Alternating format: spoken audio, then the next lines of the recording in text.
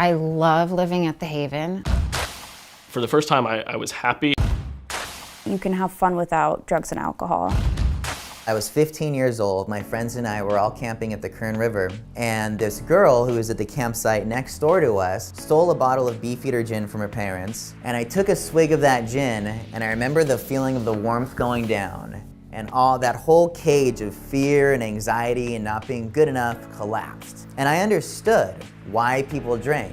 I was like, oh, this all makes sense now. And I knew from that moment that this was something that I had to do, that the rest of my life was going to be focused on drinking and then arranging all the pieces together so I can do that. My life then bifurcated. On the one side, I was very academic. I was straight A student. I ended up graduating valedictorian in my high school, #1 out of 640 kids. On the other hand, I was totally let go, partying, having bonfires, and waking up across town and drinking until I puked. So I graduated and I went to college, and I still tried hard in school, but I remember my first couple quarters and I got C's and B's and D's, and for a straight A student, this was catastrophic. I had an inkling that maybe if I didn't drink, I could do better and focus, but that wasn't even an option because I felt like it was my right to drink. And then because of the people I started surrounding myself with in college, I ended up getting to introduce to other drugs like cocaine and then ecstasy and Xanax, and then one thing sort of led to another.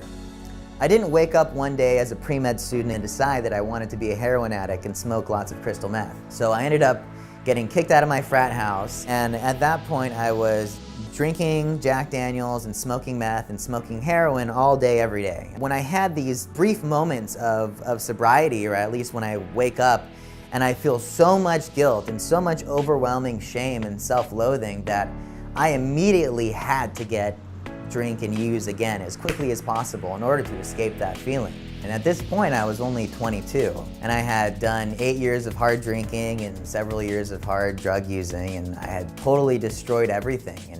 But I wasn't really free until the moment that I had totally surrendered and given up on the idea that I could do it on my own, because I was always pushing for the idea that somehow I'd be able to fix it, but I had to let that go and surrender. And I started working the 12 steps, and ultimately I found my way to the Haven, which was an amazing place that I didn't think was possible, because here I was surrounded with students who were in the same predicament that I was. We had done all the partying, we were over it. We were trying to go back to school, and we still want to be social. For a normal college student, if they drink, that's fine, they just have one more hangover. For me, that could mean death. Sobriety changes you, and you start being more responsible, and you actually get to grow up because you're present for everything that's happening in your life.